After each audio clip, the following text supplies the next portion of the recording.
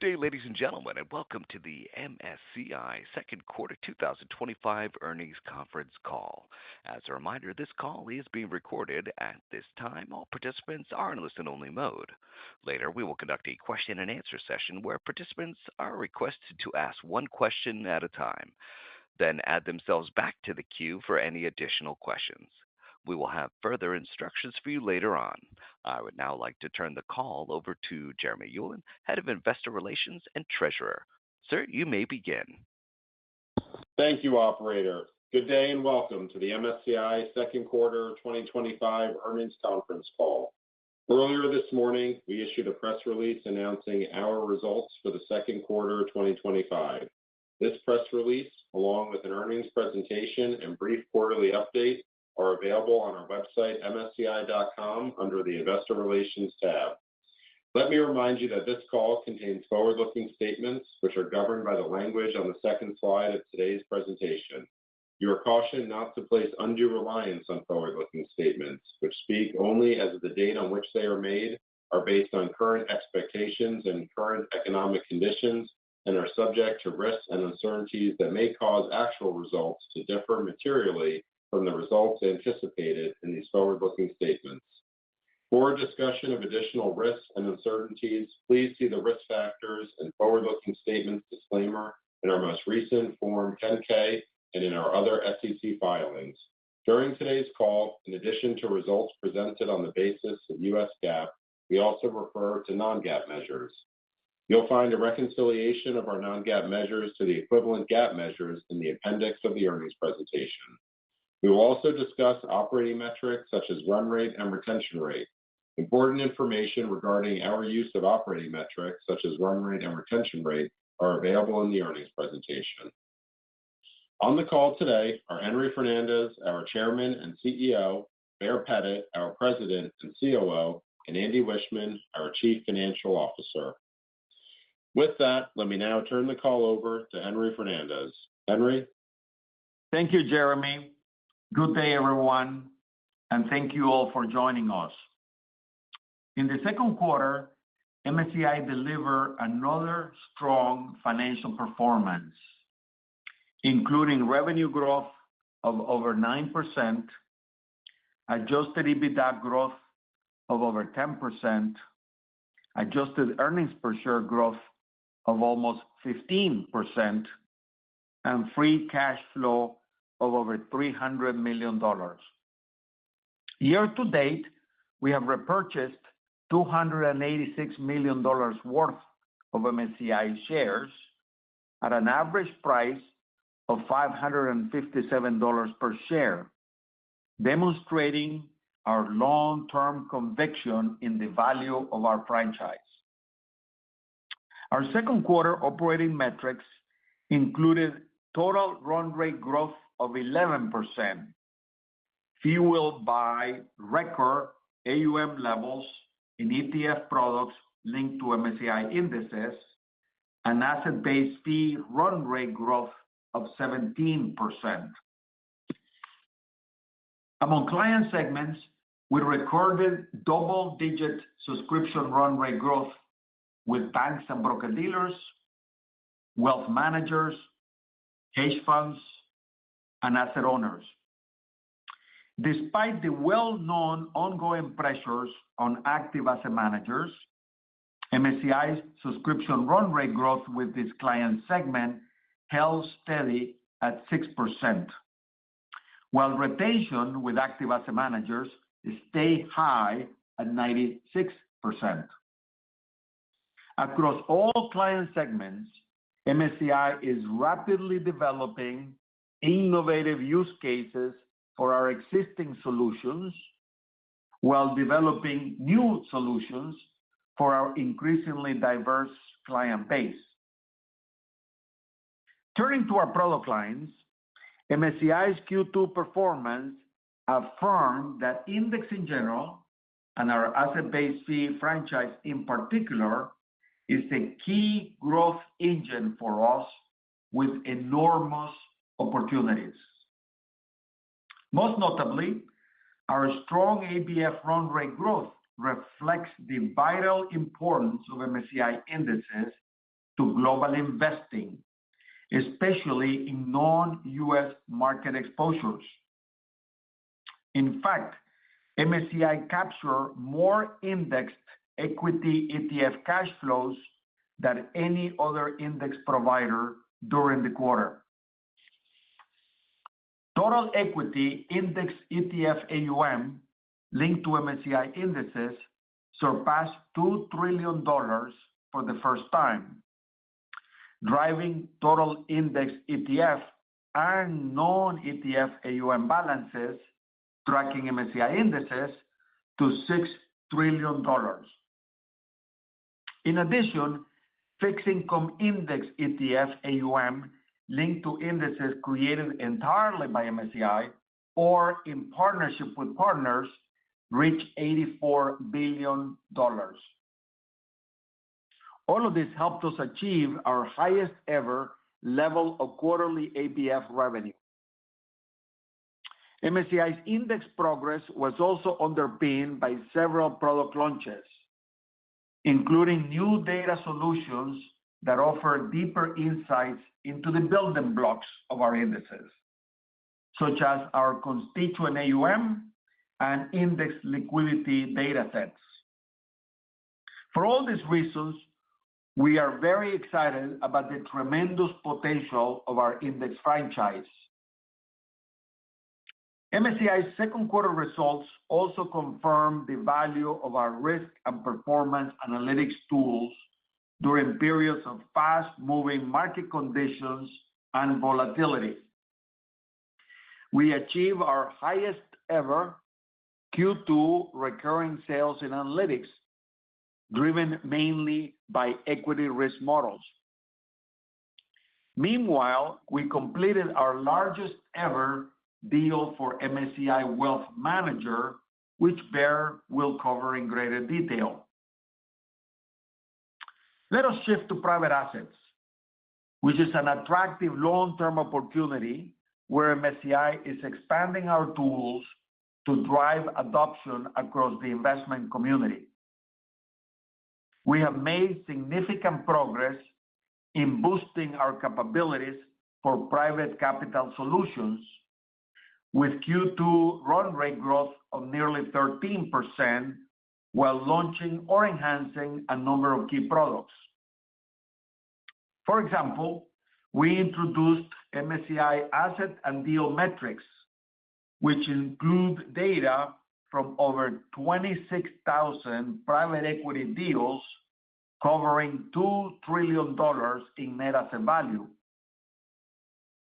We recently unveiled the MSCI World Private Equity Return Tracker Index, which offers an approximation of private equity investments by replicating region, sector, and style exposures through public equities, leveraging fundamental data from MSCI Private Capital Universe.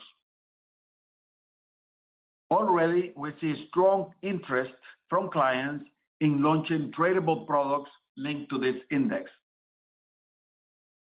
Our first phase of private credit risk assessments in partnership with Moody's is expected in the coming weeks, and we're very excited about the dialogue we've been having with clients on this product. In addition, we now have more than 30 LP clients using our private capital indices as their policy or performance benchmark.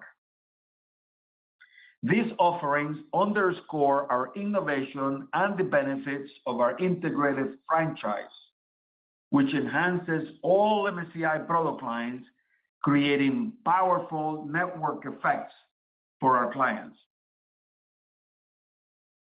In real assets, new recurring sales were challenged and down from Q2 of last year.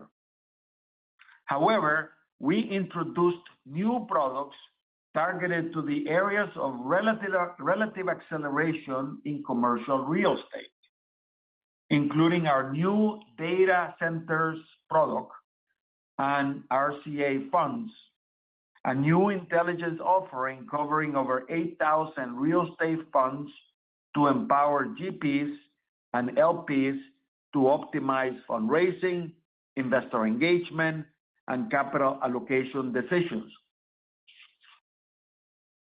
Moving on to sustainability and climate. Despite the current cyclical slowdown, our tools have become a permanent feature of the global investment process. And MSCI is and will continue to be a leader in this space. We recently won valuable climate mandates in Index, and our climate physical risk and reporting solutions are helping us expand our footprint with newer client segments, such as insurance companies. While we expect sustainability to remain challenged, we're adapting and repositioning our tools to capture new opportunities when they arise. In conclusion, our solutions are strongly embedded in the global investment ecosystem. We're always intensely focused on anticipating and investing in the biggest trends across our industry to serve a broad base of client segments while delivering an attractive financial model for our shareholders. And with that, let me turn things over to Bear. Thank you, Henry, and greetings, everyone. During a quarter with rapidly moving markets, MSCI benefited from both traditional and newer product offerings, deepening our role in the global investment ecosystem while further diversifying our client base.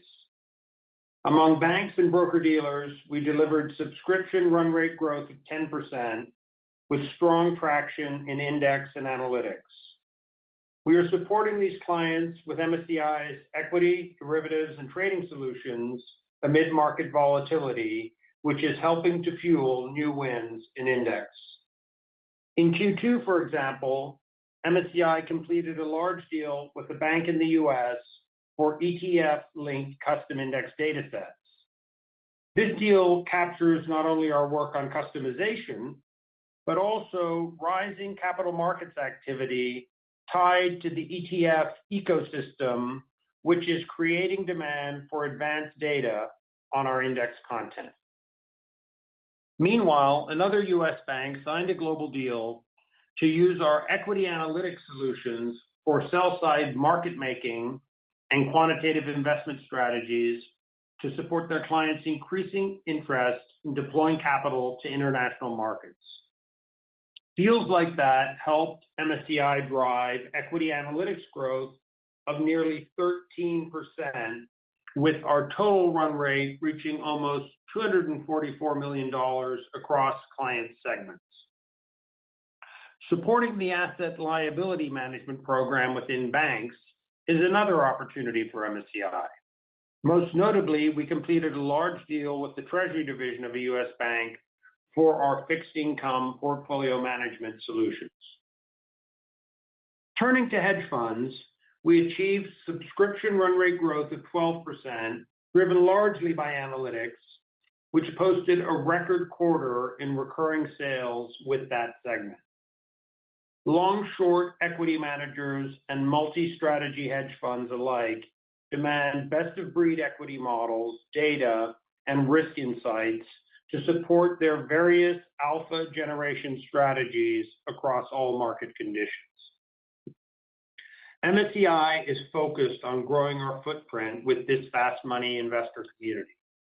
For example, in Q2, we completed a large deal with a hedge fund in the US that expanded their relationship with MSCI to access our full suite of equity factor models and our security master crowding and factor lab datasets. Likewise, another prominent US hedge fund expanded their use of our equity models to help build out a factor model risk dashboard for portfolio construction and risk hedging. Moving on to asset owners, MSCI posted subscription run rate growth of 12%, driven primarily by analytics and private capital solutions. Across regions, asset owner clients increasingly need unified risk tools to help them consistently analyze different types of portfolios. This need has been amplified by the increased volatility in global markets, the shift to private assets, and the growing adoption of a total portfolio approach. In Q2, for example, MSCI completed a large deal with a U.S. pension fund that plans to use our private asset tools and our total portfolio solutions to improve oversight and efficiency, replacing two incumbent providers. MSCI is also winning additional climate index mandates with asset owners across the world. In Q2, for example, we won a pair of mandates with European pension funds that are contributing to a combined $25 billion of new AUM benchmarked to an MSCI climate index. All of this underscores the enduring value of climate data, models, and tools to asset owners, along with the value of MSCI's integrated franchise, which helps our index and climate teams develop stronger products. Turning to wealth managers, we achieved subscription run rate growth of 17%, driven mainly by index and analytics. Importantly, we completed our largest MSCI wealth deal ever, a seven-figure deal with the wealth arm of a major U.S. regional bank, covering our MSCI Wealth Manager and BorrowOne platforms. This win, among others, demonstrates how MSCI can deliver unified solutions with advanced tools spanning the home office and advisors, including tools for model construction, proposal generation, personalized client portfolios, and regulatory support. With MSCI Wealth Manager, we have a foundational framework for driving similar wins in the future. In Q2, we also finalized a number of index deals where the key drivers of wealth demand remain discretionary portfolio management, chief investment officer solutions, and related content. If we look at another wealth focus area, direct indexing AUM based on MSCI indexes, it grew by 20% globally to reach $135 billion in total. Shifting to asset managers, MSCI delivered subscription run rate growth of 6%, driven mostly by index. Looking ahead, we see a steady growth trajectory with asset managers. In Q2, we completed a seven-figure multi-year deal with a large European asset manager. As part of this deal, MSCI's fixed income indexes displaced a major competitor for our clients' corporate bond ETF products. We are supporting a growing list of asset managers with active ETFs, a fast-growing market as active managers seek to innovate their products, distribution, and business models using the highly efficient ETF wrapper. Year to date, we have licensed a number of such new active ETFs. Finally, turning to insurance companies, we posted subscription run rate growth of 12%, driven mainly by index and climate. While MSCI's footprint among insurance companies remains small, we see promising growth potential, especially for products that support index-linked annuities and for climate tools that support integration and reporting. In Q2, for example, we scored a key index mandate win with a leading U.S. annuity provider, which we expect to result in $5 to $10 billion of AUM benchmarked to MSCI index. We also finalized a large sustainability and climate deal for the European location of a top APAC insurer, in which MSCI displaced multiple competitors.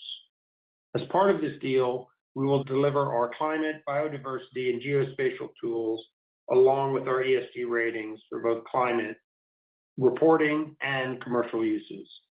In summary, MSCI is benefiting from our resilient financial model and the mission-critical, repeatable, and scalable applications of our solutions for a wide range of client segments across the investment ecosystem.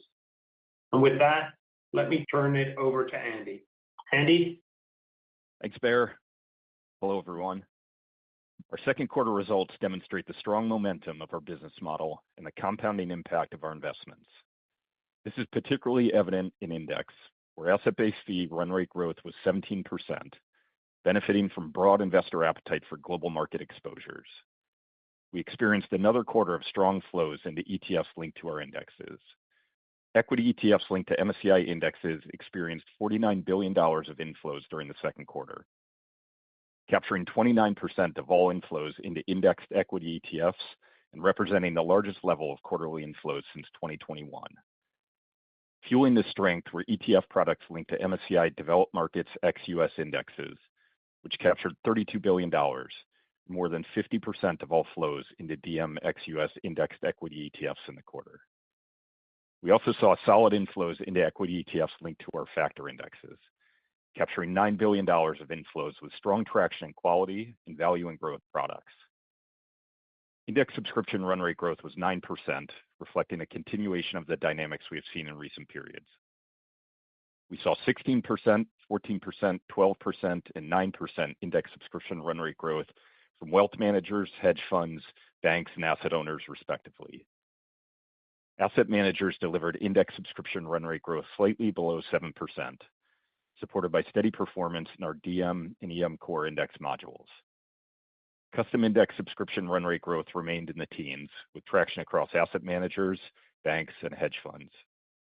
Our custom indexes are enabling our clients to create custom benchmarks, develop structured products, research markets, and backtest strategies. We're also directly seeing the commercial benefits of our ongoing investments in new product innovations. Year to date, we've generated over $4 million of total sales from new product areas released in the last 6 months, such as our ETF-linked custom index module, constituent AUM data, sustainability index methodology data, MSCI investability data, and our venture-backed index module. In analytics, we had subscription run rate growth of 8% and our strongest second quarter ever for new recurring sales, as well as recurring net new sales. This included our largest deal ever for MSCI Wealth Manager, several fixed income wins, and strong sales of our equity models to hedge funds, banks, and asset owners. In sustainability and climate, we drove 11% subscription run rate growth for the reportable segment, with roughly 9% subscription run rate growth from sustainability solutions and almost 20% subscription run rate growth from climate solutions. From a regional lens, sustainability and climate subscription run rate growth in Europe was 18%, with about 3% growth in the Americas and 6% growth in Asia. As a reminder, last year's recurring sales included meaningful contributions from our sustainability partnership with Moody's Analytics. Clients use sustainability and climate considerations as critical inputs into their investment strategies, and we see numerous attractive opportunities, although our through-the-cycle long-term target is still under review as we assess the impact of this period of muted demand on the longer-term trajectory. We expect the current dynamics to persist for the next several quarters. In private capital solutions, we had strong traction with GPs, banks, and wealth clients. In real assets, we see early momentum in some recently launched products, including our fund performance data set. The retention rate for private assets remained stable from last year's level at slightly over 91%. And finally, our guidance remains unchanged across all categories. Overall, our Q2 performance adds to MSCI's track record of consistent, durable financial results. We have many opportunities across client segments, regions, new products, and capabilities that we are unlocking to drive attractive growth for the second half of 2025. We look forward to keeping you posted on our progress. And with that, operator, please open the line for questions.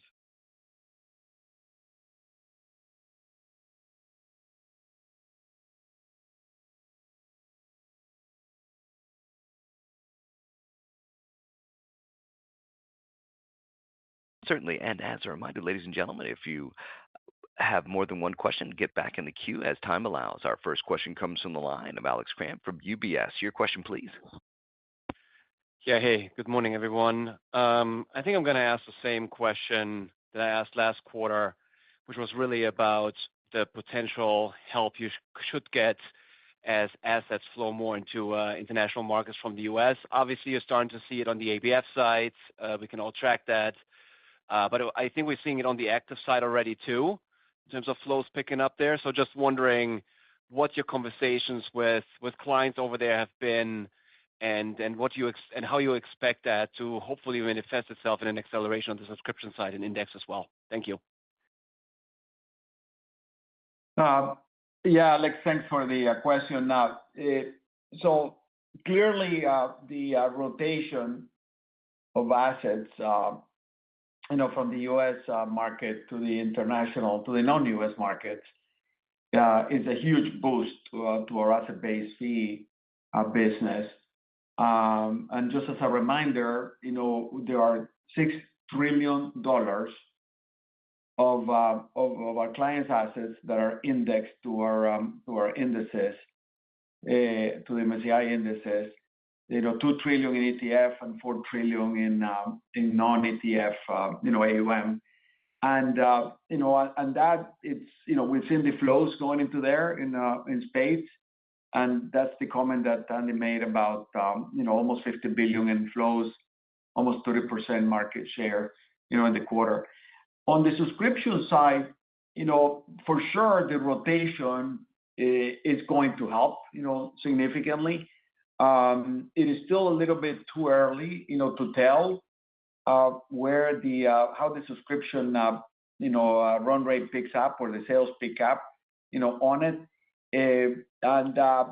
But we don't believe that this is just going to be a huge sort of short-term catalyst in our subscription, because when you look at when we look at our client base, we already have a large client base in APAC, which is invested globally. We have a large client base in EMEA, which is invested globally, and a large client base in the US, which is invested globally. So what we're hoping for is that the rotation to international markets brings other asset managers to launch funds on enhance their products, and that's where we'll see the incremental demand.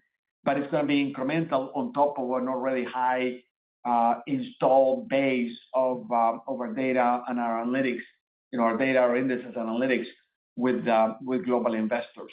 But as I said, it's certainly going to help a great deal. It's just going to take time, and it's not going to be like a galloping type of boost.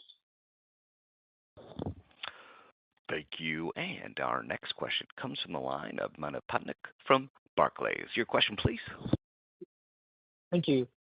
Henry, you talked a lot about your asset manager base, kind of staying stable in that mid-single-digit growth range. It sounds like, for you guys to get back to faster growth, you need to get that growth accelerated again. And I was just wondering, based on your conversations, clearly, budget, spend, et cetera, is tight there. Like, is it innovation, or how do you think you can get that piece of the puzzle, growing faster again? So, Manav, that's truly the crux of the question on the subscription business, right? When you look at it from a client segment perspective, not just a product perspective. And as a reminder, we have $2.35 billion in run rate, in subscription run rate, of which about 50% is active asset managers. And the other 50% is broken down, into banks and hedge funds and asset owners and wealth managers and others. So just going through the facts a bit, and then I'll answer your question, is that 50% of active asset managers, basically stock pickers, is growing at a little over 6%. And the other 50% is growing at 11.5%. So therefore, in order for us to accelerate the total subscription run rate, two things will need to happen. One is, which we're working really hard on, is the 50% that is non-active asset managers need to grow at a faster pace, than we've had in the past. As I said, right now it's 11.5%, and we're creating a lot of new products. Relocating sort of people and salespeople and consultants into these client segments in order to grow faster. The most promising part of that is what we call the fast money segment, So, banks and hedge funds and market makers and people like that, because they feed off the indexed AUM ecosystem, and and there's a huge amount of liquidity, a huge amount of flows that they can make money off. So we're very focused on that. For sure, we said in the past, we continue to be very focused on asset owners and of course the wealth segment, which is in the last quarter the wealth segment grew at over 17%, and the asset owners grew over 12%. So that's the first thing that needs to happen. The second thing that needs to happen is to either remain steady or gradually accelerate the asset management subscription run rate. That part is not as easy, because it's part of the industry that it is still challenged with outflows, with fund outflows, with cost pressures, and with consolidation. So what we're doing is we are clearly maintaining and enhancing our retention rates in that client segment, trying to sell them incremental things, but we have a whole plan to create a lot of new products across the board, but especially index analytics that can help them become better at what they do. One of those promising things is active ETFs. I think a big part of this active asset management industry needs to move from mutual funds, for retail investors, into active ETFs. And we have a large role to play there. And, we already have 50 clients that represent about $10 billion in AUM in active ETFs. So that's something that we're pushing pretty hard.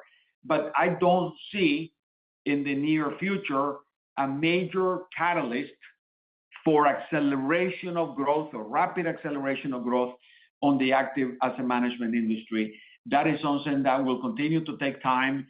And while that is happening, we are really focused on growing as much as we can the other 50% of the client segments and accelerate that growth.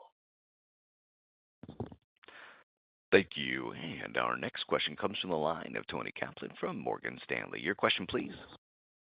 Thanks so much. And maybe this sort of dovetails on the last part of the last question, but just hoping to get an update on consolidation that you're seeing and how much that you're aware of will impact your results in sort of the upcoming quarters, if there's any way to sort of quantify that and talk about if you're seeing that trend maybe start to dissipate, or if that's an ongoing thing that we should expect over the next number of quarters. Thanks.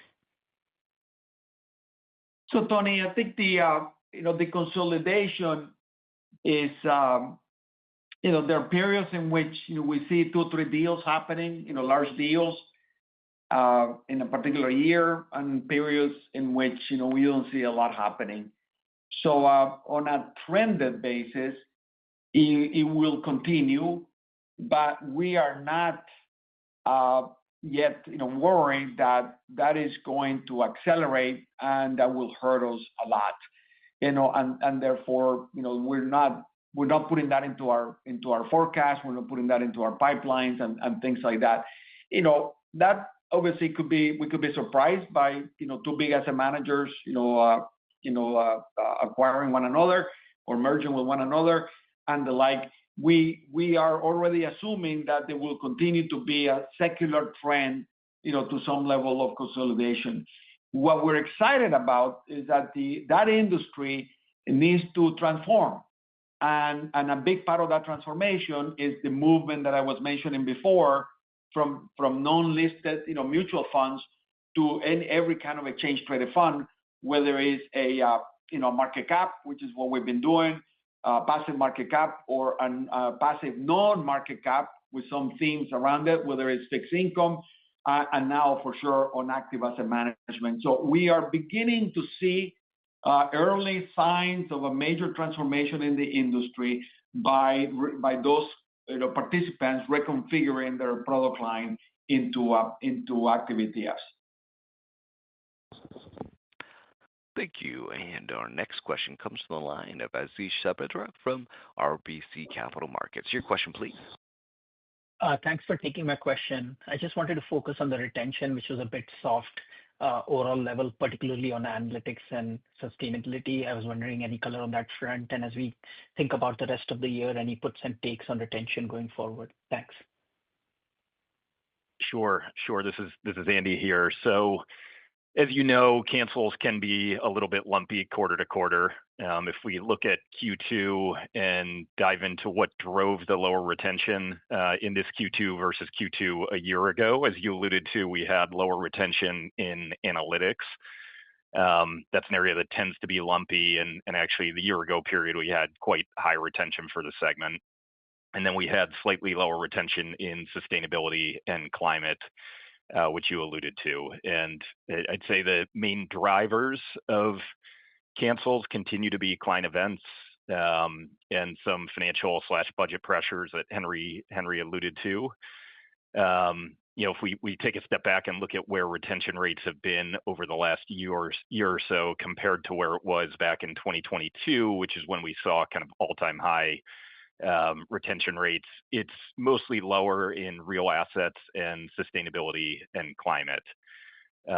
If we look from a client segment lens, it's really from hedge funds. So we've seen some elevated cancels from hedge funds, which, as you know, represent a larger portion of our run rate now. We've also seen some higher cancels from corporate advisors within the sustainability and climate segment. And so I'd say that the place where we've seen the slightly elevated cancels being real assets and sustainability and climate, and then with hedge funds, which just naturally tend to run at a slightly lower retention rate, we would expect those dynamics to continue in the near term. I would highlight that linking it to the prior question, retention rate with asset managers continues to be quite solid at around 96%. But in some of these other areas, we're seeing slightly lower retention rates relative to where we were a couple of years ago. Thank you. Our next question comes from the line of Owen Lau from Oppenheimer. Your question, please. Good morning, and thank you for taking my question. I do want to go back to the sales environment in the second quarter and also so far in the third quarter. I think it was $44 million in the second quarter and down a little bit year over year. But I do think you had a one-off item in the second quarter of 2024. So if you can unpack a little bit more on the sales environment and the outlook, that would be great. Thanks. Sure. Yeah. As you alluded to, in the second quarter of last year, we had a meaningful contribution from the Moody's ESG partnership that we signed. We didn't quantify that, but we did say that it was a meaningful contributor to the sales a year ago. And so obviously, we didn't have that in this second quarter. Just taking a step back and looking at the overall environment, the markets are in a good spot now, but it was a volatile quarter. The first half of the second quarter, we saw heightened uncertainty, volatility, general cautiousness from clients, as you all know. We're now in a position where the markets are hitting new highs, and we're clearly benefiting on the ABF side. I'd say we're fortunate that most of our clients don't change their buying decisions in the short term based on market swings up and market swings down. So overall, I would characterize the environment as remaining fairly consistent to what we've been seeing in recent quarters. As Henry alluded to, if we see sustained favorable market dynamics and momentum on the international front continuing, that can be constructive for us. And we continue to be overall encouraged by the client engagement that we were seeing, as you heard us talk about the healthy pipeline of products that we have. But I'd say at this stage, overall, we're seeing consistent dynamics with what we've seen in recent quarters. Thank you. And our next question comes from the line of Alexander Hess from JP Morgan. Your question, please. Hey, everybody. Maybe you could just help us puzzle in the various moving pieces here and understand a bit more, especially with Henry's comments to lead off the call. If asset managers are going to remain tricky, does that mean that sort of that 10% revenue, low double digits, ABF revenue growth target is sort of now a bit of a stretchier target? And then I have a follow-up question on that as well. Look, I think the way that the way we look at the totality of the company, and we actually encourage you, to look at that, is that a very meaningful part of our company, over 20%, 22, 23% in asset-based fees is on a tier, and not only cyclically but secularly. I think the trend to do systematic investing in the form of either non-listed products or listed products like ETF is just starting.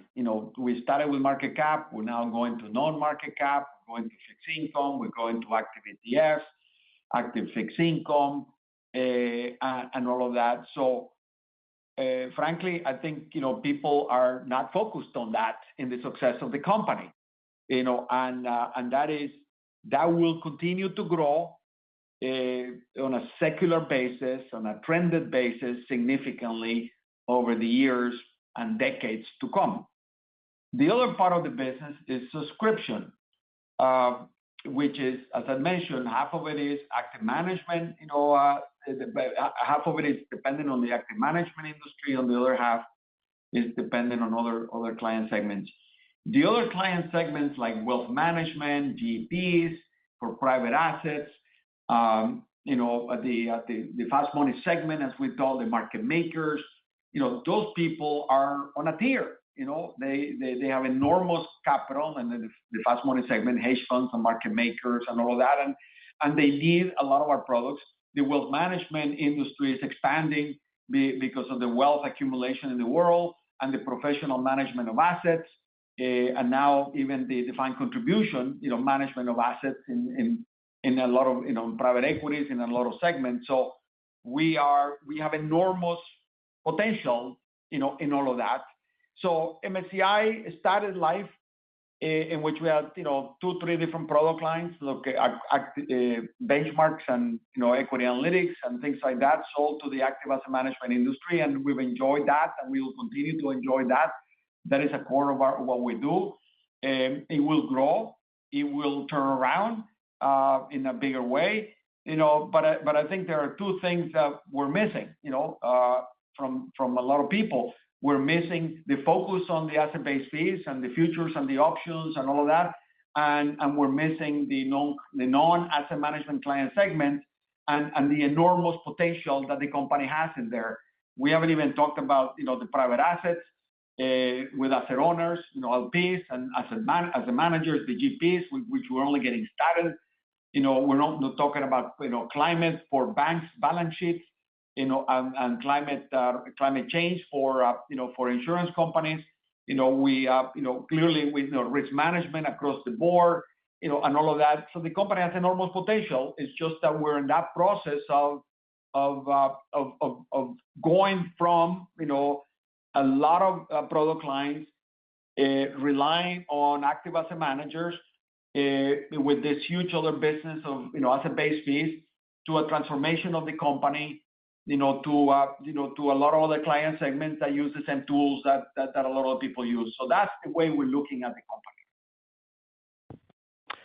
Thank you. Our next question comes from the line of Faiza Alwy from Deutsche Bank. Your question, please. Yes. Hi, thank you. I wanted to ask about the demand environment for custom indexes, because there was a slight slowdown in custom indexes subscription sales. And I would have thought that given, the Foxberry acquisition and some of the technology advancements that you've talked about, that, we could see potentially accelerating growth. So just wanted to hear more about what's going on there. Yeah, thanks for that. Look, fundamentally, there's no change, right? I think that the direction that we're headed with this, we're very confident about it. I think, the nature of these type of quarterly numbers, there can sometimes be a slight, change or hiccup depending on what's happening, with specific deals. But our outlook remains exactly the same. We're very positive on this. We're building out capabilities. And so long story short, the story is unchanged, and this remains a very important growth opportunity for us unequivocally. Thank you. And our next question comes from the line of Kelsey Zhu from Autonomous. Your question, please.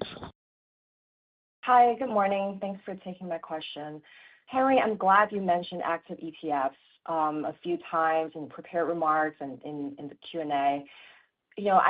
What we really see is there's been a wave of active ETF launches globally since the start of 2024, and a lot of them are based in the U.S., which I understand is a very big market for MSCI, but maybe not the strongest market. So just curious to hear more about how MSCI is positioned with active ETFs, and if you could talk a little bit more about the economics of the products and services you provide there, that would be really helpful as well.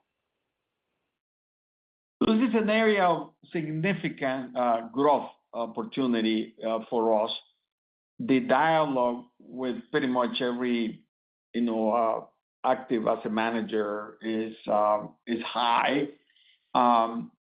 The active ETF product line with our clients is a range. It's a range from almost like enhanced indexation to targeting a particular universe with stock picking, to a little bit more unconstrained and stock picking, which is what typically happens in mutual funds nowadays.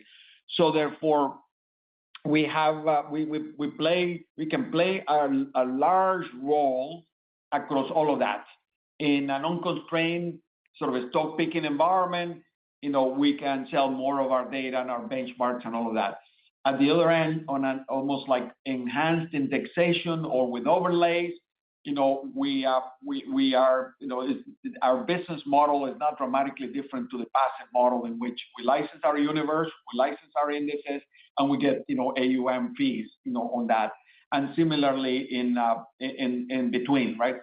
When they do that. So when you look at what's typically happening in active ETF is people are looking for a theme. They're looking for an investment thesis, and we are doing the work for them in quantitatively, coming up with investment thesis and putting it into an index, so that they can pick from and go out and build their active ETFs. So we have a lot of dialogue in the U.S. As I said, we have 50 clients all over the world. There is a lot of dialogue in Europe about this. Many of the captive, the bank-owned asset managers and wealth managers want to play a large role in here. Some of them with their own proprietary products, some of them with third-party products and the like. So I think that gradually the active asset management industry, especially the mutual fund industry, is going to revive itself under this type of category, and it's going to create growth, and that growth is going to be very beneficial to MSCI. Thank you.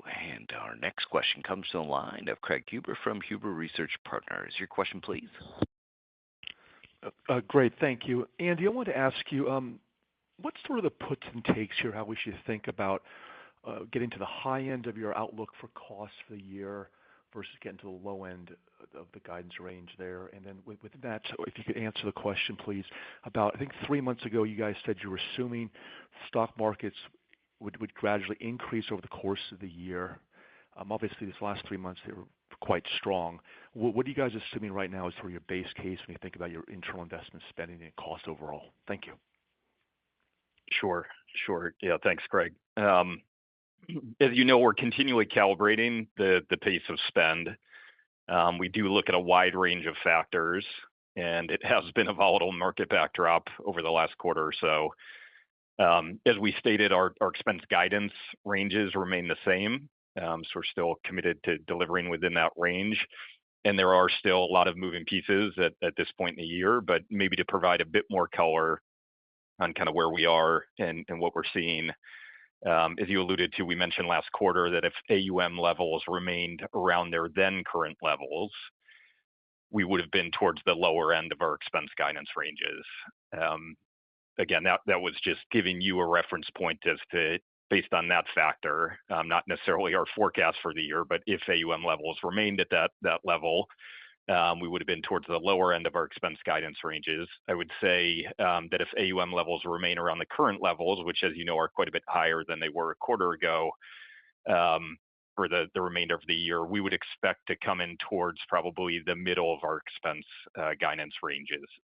Again, I would caveat that by saying there are a whole host of other things that feed into expense growth beyond just the AUM levels, from business performance to FX movements, comp adjustments, severance, and other expense variations. But all else equal, if AUM levels remain around their current level, we'd probably be towards the middle of our range. Thank you. And our next question comes from the line of Scott Wurtzel from Wolfe Research. Your question, please.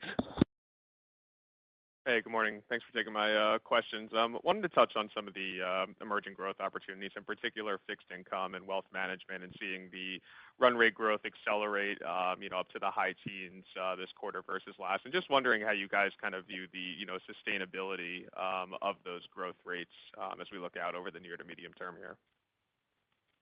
Sure. So look, we're clearly pleased with the results in both of those categories.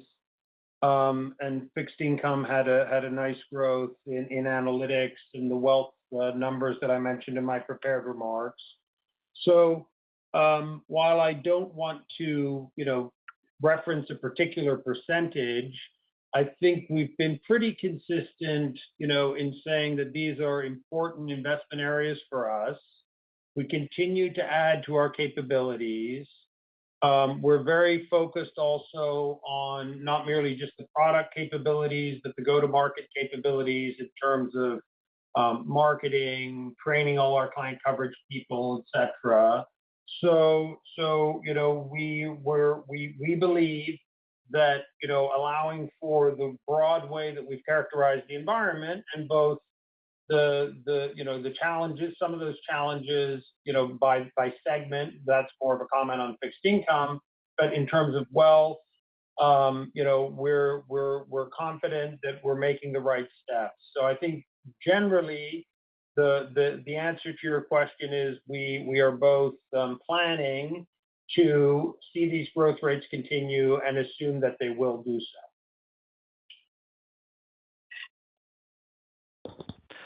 Thank you. And our next question comes from the line of David Motemaden from Evercore ISI. Your question, please. Hey, thanks. Good morning. Totally hear you on the asset managers and the steady growth there. One of the other areas of opportunity just that you had mentioned was on hedge funds.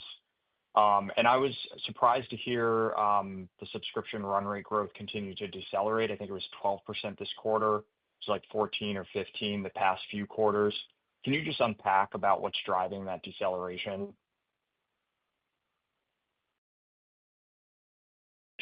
Sure. Yeah. So listen, the hedge fund segment is by its nature lumpy.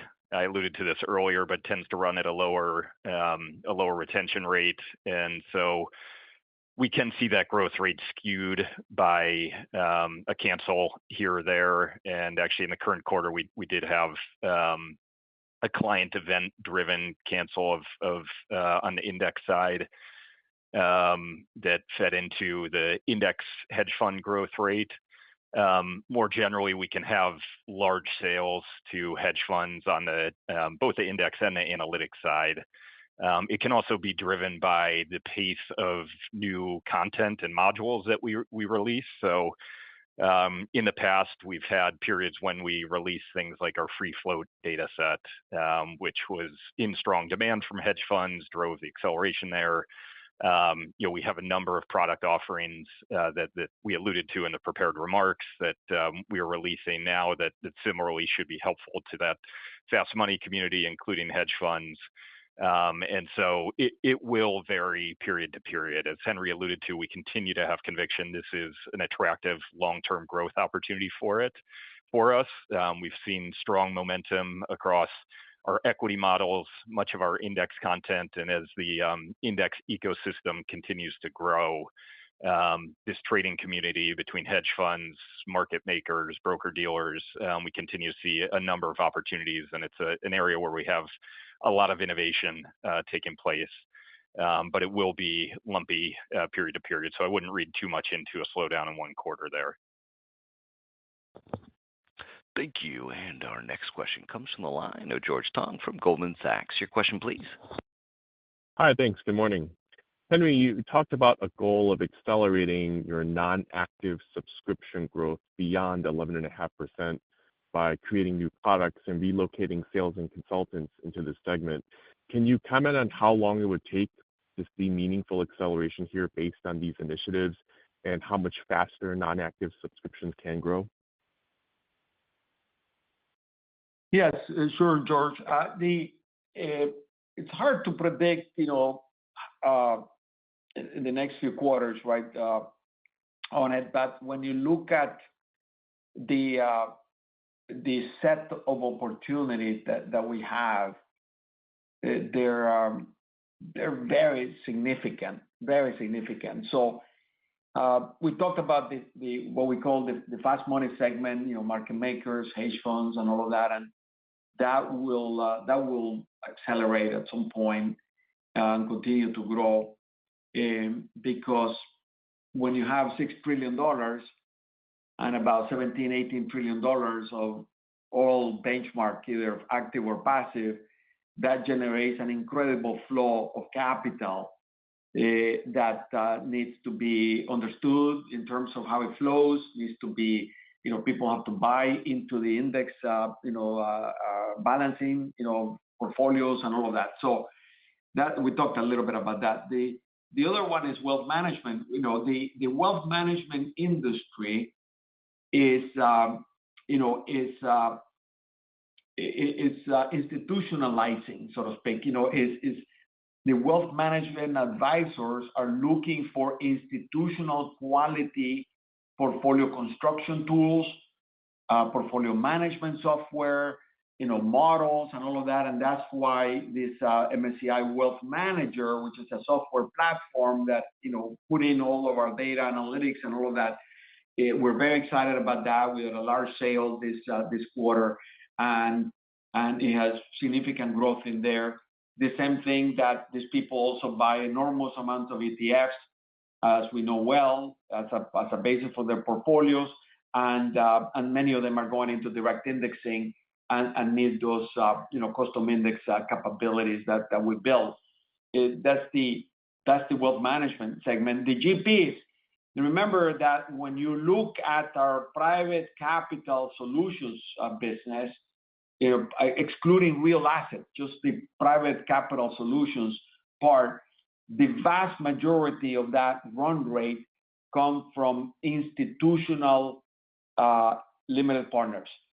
So there are two major initiatives that we have underway there. One is to make the wealth managers also a limited partner so that their allocations can increase dramatically. But for that, they need the transparency of the tools, the tools that provide transparency, such as understanding the fund, understanding the performance, the creditworthiness, the risk assessment of the funds, and all of that. And then the other initiative is to develop product for the GPs, which is right now our private capital sales to GPs are very low, very low. So that presents enormous opportunities to help the GPs connect more with wealth managers and other institutional, LPs and all of that. So that's another area. On climate, we're seeing quite a lot of demand, from, first of all, asset owners that are looking to overlay climate into an index portfolio, an equity index portfolio or a fixed income portfolio, but also the banks in their own balance sheet, given the physical risks that are going on in the world, are concerned that, about the climate change riskiness of their loans, and they're looking for solutions from us to understand how they deal with that risk. Similarly, the insurance companies, not only on their assets, but a lot of the insurance companies are even coming to us and say, can you help me understand, how do I price risk on the underwriting part of the insurance company? So we have all these opportunities, and therefore we're prioritizing one by one. What I can tell you is, since the beginning of the year, I've seen about 100 CEOs or C-level people in about 15 countries. And the level of dialogue that we have, the demands for what we do are enormous. Well, we now have to, we deal with an issue of we have all that demand on think of that as the non-asset management part of the business. What we're trying to do is, how do we prioritize it? How do we build it up? How do we put a value proposition on it? And how do we sell it? But it's just a matter of time before a lot of this stuff begins to show on the numbers. Thank you. And our next question comes from the line of Jason Haas from Wells Fargo. Your question, please. Hi, this is Junyi on for Jason Haas. So you touched on this briefly, but can you maybe give some more color on how adoption is trending for private capital solutions in the U.S. and also internationally, where I think you're more underpenetrated, and what you're doing to grow that adoption? Thank you. So let me take a crack at that. So we closed on the Burgiss acquisition, 2.5 or so years ago. The first year plus, a year and a quarter, year and a half, we were intensely focused inward in making sure that we integrated the data sets, the technology, the people, and all of that, and in a way that was not going to be disruptive, to our clients. And we focused an enormous amount of effort there. Another big focus of ours was, how do we ramp up AI in terms of data capture?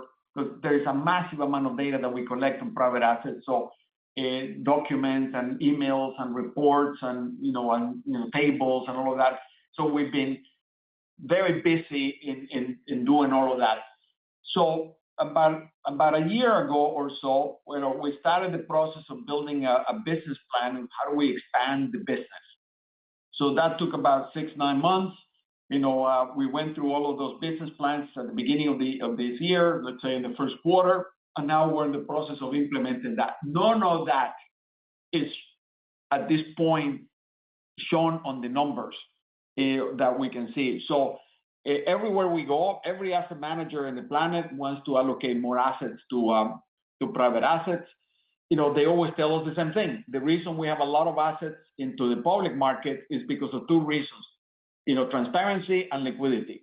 And in order for us to go bigger in private assets, we need transparency and liquidity. So our answer to them is, we're going to give you all the transparency in the world. We cannot give you the liquidity because we are not a market maker, but we will give you an assessment of values.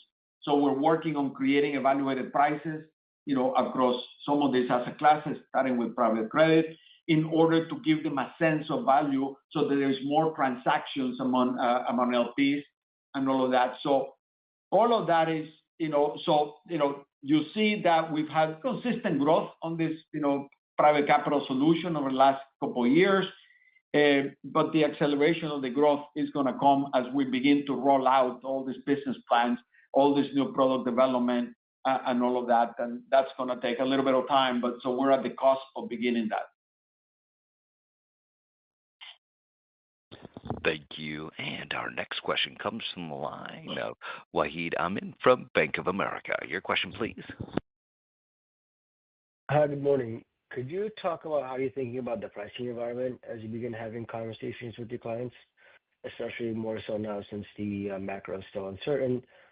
Just sort of what the conversations are like, and are there any areas where people are more not as receptive compared to prior years? Yeah, I'd say no major changes in our approach, consistent with what I alluded to earlier, that we're seeing a fairly consistent environment and our approach to pricing remains the same. I would say the contribution of price increases to new recurring sales is roughly in line with what we've seen over the last 4 quarters, so consistent with what I've mentioned recently. It does vary a bit across product lines and client segments.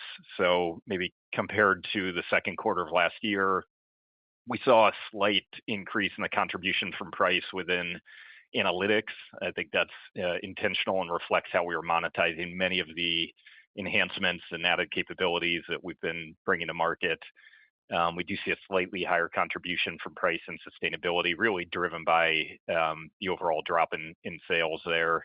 But across MSCI, it's been pretty consistent, and our approach has not changed. We are continually seeking to align the pricing of our solutions with the value that we are delivering to clients and the ongoing enhancements and investments that we've made.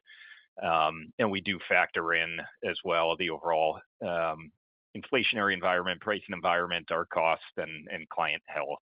And so we'll continue to calibrate the appropriate price, but we are at the same time always trying to be a strong long-term partner to our clients while maximizing the value we can unlock from the solutions we deliver to our clients. Thank you. And our next question comes from the line of Russell Quelch from Rothschild & Company. Your question, please. Yeah, thank you for having me on. You mentioned earlier you're not reliant on partnerships with the GP for private fund data, but if I'm not mistaken, you are restricted from selling aggregated LP data without GP permission.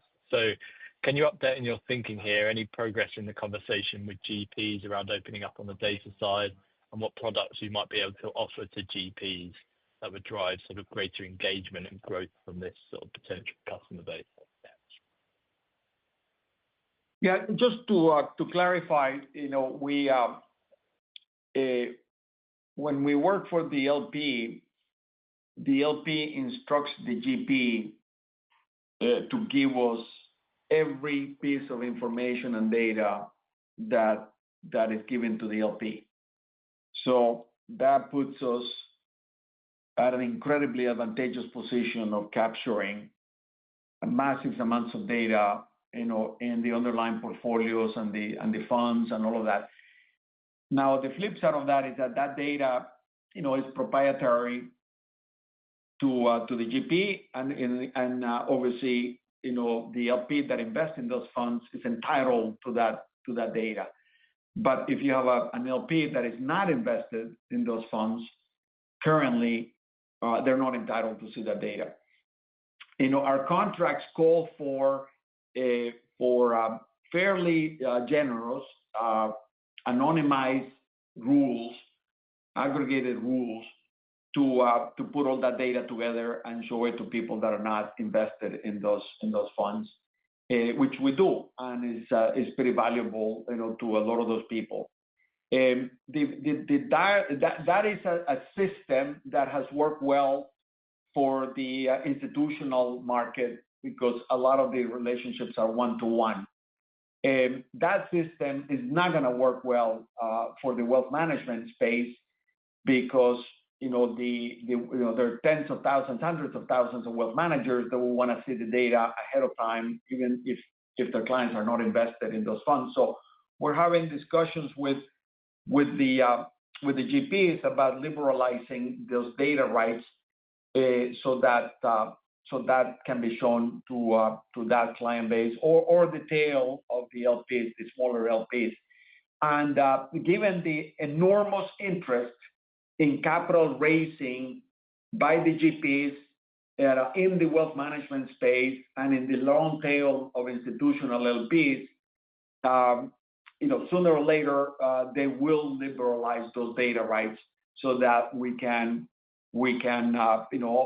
show that the more specific parts of those data to a wider audience.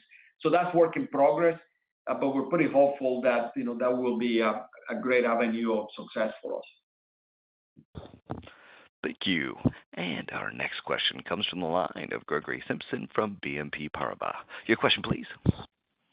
Hi. Just on the asset-based fee side, the ETF licensing yield has been quite stable for a few quarters now. I just wanted to check in on what you're seeing around pricing trends of ETF issuers. Do you think we're more stable from here on? And are also asset-based fees quite stable on the or yields quite stable on the non-ETF passive side too? Thank you. Yeah. So to your point, we've seen stable fees here the last several quarters on the ETF side. The fees have similarly been stable on the non-ETF side. Just to put a finer point on the 2.43 bips we saw in the second quarter, there was a small impact from contractual fee changes as AUMs moved into higher tiers as certain products grew. We also saw offsetting that some positive mix shift from growth in international markets. And so there are many international products that carry a higher fee load, and our fees are higher on those. And so the international rotation has been helpful. Listen, I wouldn't suggest that there are major changes to the longer-term trends we've talked about in the past. We do think fees will gradually come down over time in the ETF area.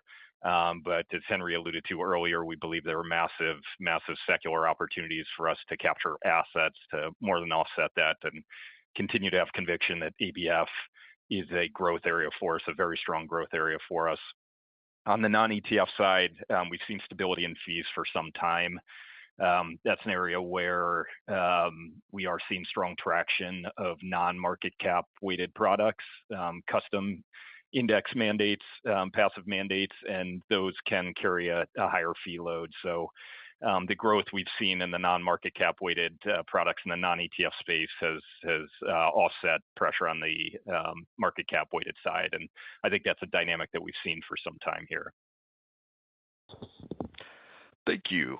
And our next question is a follow-up from the line of Alexander Hess from JP Morgan. Your question, please. Hey, Al, thanks for letting me back in the call. I just want to touch on Henry and team. You guys discussed the massive sort of secular opportunity in ABF. Your largest client is out there saying that their MSCI World-backed product, and I'm going to quote, is the darling of ETF savings plans in Europe. Do you guys foresee sort of the ability for the MSCI World maybe over the course of the next, I don't know, decade to look a bit like your competitor has here in the U.S., where you sort of have that deep ecosystem? Is that something you guys are actively trying to build towards? I'm just trying to think if we're going to be leaning a bit more on ABF going forward, what that vision might look like in particular. Yeah, certainly, for sure. We are, when you look at our global, all country or most countries benchmarks, MSCI World, which is obviously the developed world, but also MSCI ACWI, which is the developed and emerging world.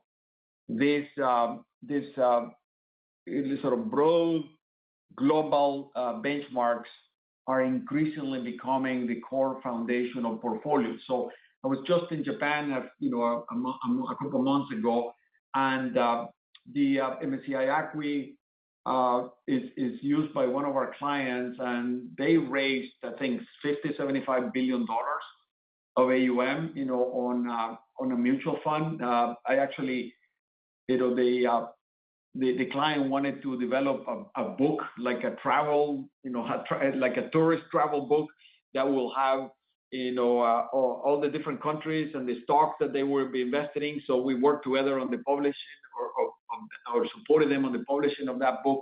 So that's an example of a big client in Japan who is benefiting from that, and all the other competitors of them are very jealous and are trying to catch up to them. So I think we see enormous potential on this as the world globalizes. No matter what people say, the world will continue to globalize, especially in the capital markets.